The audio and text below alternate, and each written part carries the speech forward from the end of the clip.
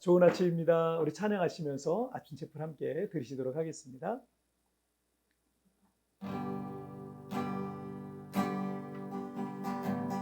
무릎 꿇고 엎드리니 우리를 겸손케 하소서. 악한 데서 눈을 돌려 모든 우상 버리오니 깨끗한 손 주옵소서. 주님만 높여드리길 원해. 정결한 맘 주옵소서. 주님만 높여드리기 원해. 우리 세대로 주의 얼굴 찾게 하옵소서. 오 야곱의 하나님, 우리 세대로 주의 얼굴 찾게 하옵소서. 오 야곱의 하나님.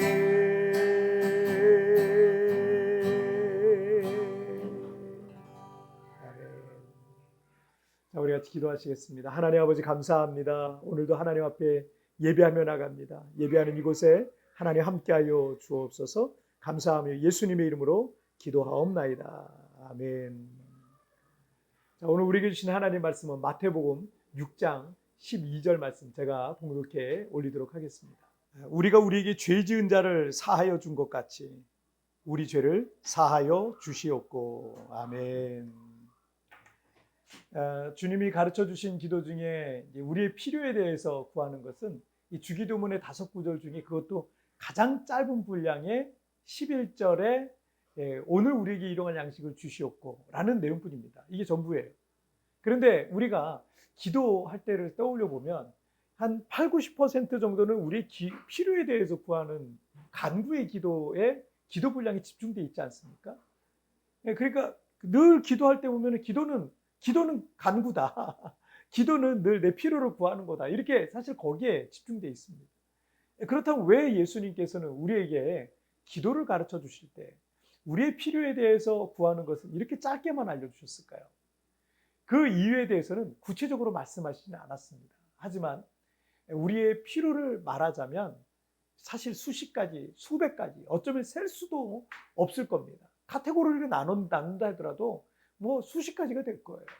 자, 우리는 죽는 그날까지 평생도록 뭔가가 필요하고 부족하고 결핍을 느끼며 살게 됩니다. 전도서 1장 7절과 8절에 보시면 모든 강물이 다 바다로 흐르되 바다를 채우지 못하며 눈은 보아도 족함이 없고 귀는 들어도 가득 차지 아니하도다. 자, 이 말씀과 같이 사람의 마음은 결코 채울 수 없는 깨진 항아리와 같습니다. 결코 그 어떤 것에도 만족을 느끼지 못하는 것은 이 세상의 모든 필요는 온전한 것도 영원한 것도 되지 못하기 때문입니다. 결국 우리가 필요로 하는 모든 것들은 썩을 것이란 표현이 정확합니다. 그 필요로 얻어서 뭐 손에 들고 좋아라 했는데 햇살이 비칠 때 썩어 벌레가 생겼던 만나와 똑같습니다. 순식간에 그렇게 되버려요. 마음이 준비되지 않은 사람에게 큰 물질이 생기면 그 풍요, 그에게는 복이 아니라 그의 인생을 망치는데 가장 큰 역할을 하게 될 겁니다.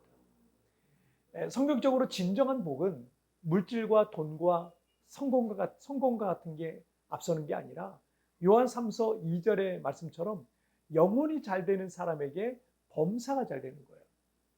나는 우리 성도들이 모두 하는 일들마다 다 잘 되길 바라고요.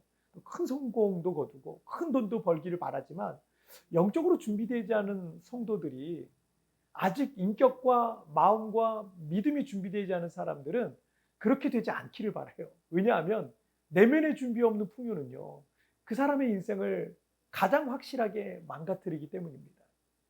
오늘 보면 12절을 한번 보실까요? 우리가 우리에게 죄 지은 자를 사하여 준 것 같이 우리 죄를 사하여 주시옵고. 11절에서 우리의 필요에 대한 기도는 짧게 말씀하시고 이 기도를 가르쳐 주시고 있는 거예요. 자, 아주 사악한 자에게 큰 물질과 풍요 그리고 큰 권력이 주어진다고 생각해 보세요.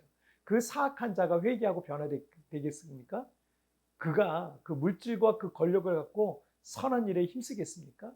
절대 그런 일은 없을 거예요. 아니, 더 완악하고 더 악독해 갈 겁니다.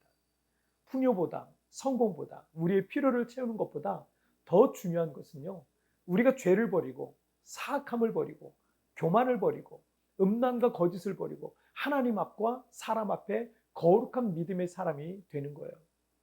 그 깨끗한 그릇에 우리의 필요를 채울 때 그 채워진 것이 참으로 온전할 수 있는 겁니다. 한 번도 제대로 씻어본 적이 없는, 한 번도 설거지를 해본 적이 없는 개밥 그릇에다가 유명 셰프가 요리한 맛있는 음식을 넣어준다면 그 맛있겠습니까? 그릇이 깨끗해야 안에 들어가는 것도 가치가 있는 겁니다. 때문에 우리는 날마다 죄를 씻어야 하는 겁니다. 기도 먼저라는 책에서 죄를 고백하면 우리를 지배하던 죄의 힘이 사라진다. 죄는 곰팡이와 같다. 어둠 속에서는 번성하지만 환한 곳에서는 사라진다.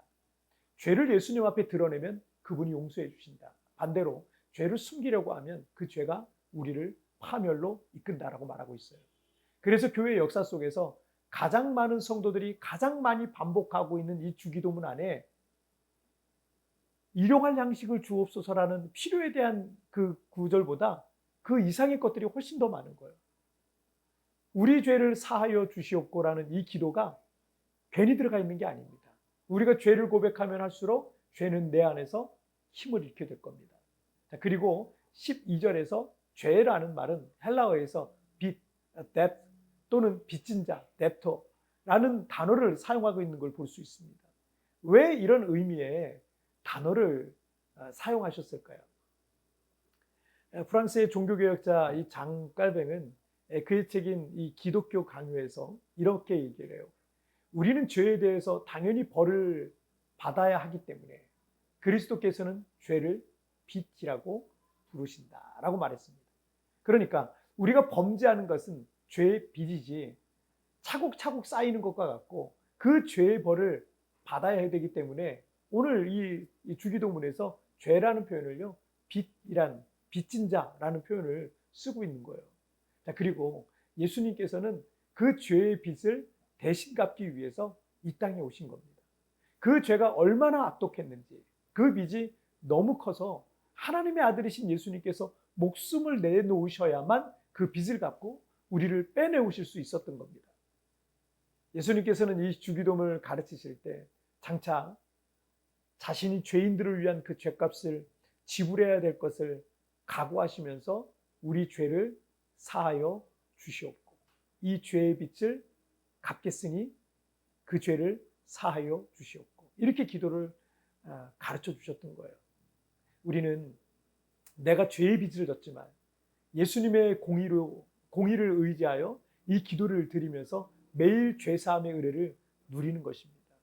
범죄할 때마다 그 죄가 빚으로 쌓여가고 도저히 갚을 수 없는 빚을 진 우리의 죄를 위해서 예수님께서 당신의 몸을 십자가에 던져 우리의 죄값을 지불하신 겁니다.